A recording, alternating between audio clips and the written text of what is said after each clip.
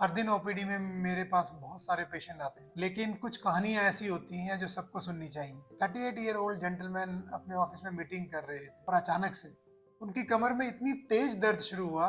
एक बार को उनको लगता है उसकी डिस्क स्लिप हो गई है या कमर में कोई प्रॉब्लम आई है। पेन किलर लिया, मसाज करवाई, गर्म चीजें सिखाई की, मगर 6 घंटे के बाद वो इमरजेंसी में आए। क्या रीजन था? ये बैक पेन नहीं था, ये किडनी स्टोन का पेन। आज मैं आपको एक सिंपल फॉर्मूला बताऊंगा जिससे अगले 5 मिनट के बाद आप काफी हद तक समझ जाएंगे कि आपका पेन क्या है। मसल का हो सकता है या किडनी स्टोन का हो सकता है। और एंड में मैं एक टेस्ट बताऊंगा जो प्लीज घर पर मत करिएगा, जो अक्सर लोग गलती करते हैं। सबसे पहले मैं आपसे एक सवाल पूछता हूँ, अगर आज आपको कमर में दर्द होता है तो पहला ख्याल क्या आता है आपको? Office chair, gym, wrong sleeping posture, right? इसी वजह से किडनी स्टोन वाले पेशेंट यही सोच के 2-3 दिन या कुछ महीने ट्रीटमेंट करते रहते हैं और रीजन कुछ और हो। बैक पेन जनरली मूवमेंट से बढ़ता है, रेस्ट से कम हो जाता है, स्ट्रेच करने से भी थोड़ा रिलीफ मिल सकता है। किडनी स्टोन का पेन बिल्कुल अलग होता है। पेशेंट एक जगह पर बैठ नहीं पाता है, कभी खड़ा होता है, कभी लेट जाता है, कभी चलना चाहता है, कभी बेड पे टॉस करता रहता है, लेकिन किसी भी जगह पे उसको रिलीफ नहीं मिलता है। उसे लगता है कि बॉडी में एक स्विच है जो ऑन ऑफ हो रहा है, जो पेन को घटा बढ़ा रहा है। अगर हम लोकेशन की बात करें तो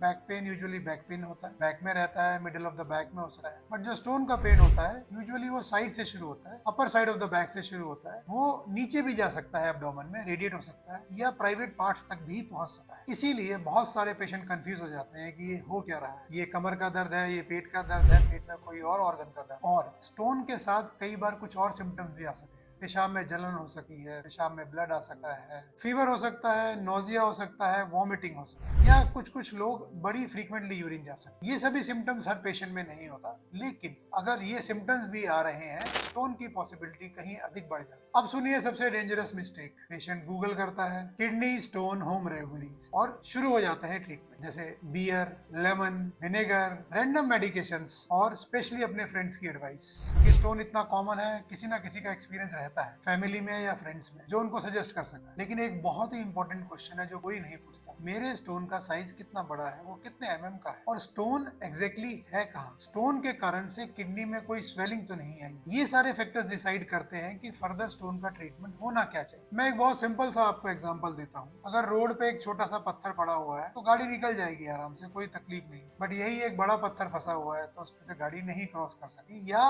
गाड़ी को डैमेज हो सकती। किडनी स्टोन का भी ट्रीटमेंट कुछ इसी तरह से डिसाइड होता है। हर स्टोन को ऑपरेट करने की जरूरत नहीं होती, लेकिन हर स्टोन को नेग्लेक्ट भी नहीं किया जा सकता। वो दवाइयों से नहीं ठीक हो सकती। अब आता है एक सबसे बड़ा सवाल, डॉक्टर मेरा स्टोन 5-6 mm का है, ऑपरेशन हो जाएगा या ये दवाइयों से निकल जाएगा? और बिलीव कीजिए इस क्वेश्चन में बहुत सारे मिथ्स हैं। कुछ लोग जिनका ऑपरेशन हो जाता है उनको हो सकता है कि शायद ऑपरेशन की जरूरत ना हो, लेकिन कुछ लोग जिनको दवाइयों पे ट्रीटमेंट दिया जाता है हो सकता है कि उनको ऑपरेशन की जरूरत, क्योंकि इवन कोई भी छोटे से छोटा स्टोन किडनी को डैमेज कर सकता है, किडनी को पूरी तरह से खराब कर सकता है। नेक्स्ट एपिसोड में मैं आपको बताऊंगा कौन सा स्टोन निकल सकता है और कौन सा लेजर से ट्रीटमेंट मांगता है और किन किन सिचुएशंस में बिल्कुल वेट नहीं करना चाहिए। मैं हूं डॉक्टर राहुल यादव और हमेशा एक ही चीज का याद रखिए कि जब भी बॉडी सिग्नल देती है तो प्लीज उसको इग्नोर मत कीजिए। मिलते हैं नेक्स्ट एपिसोड।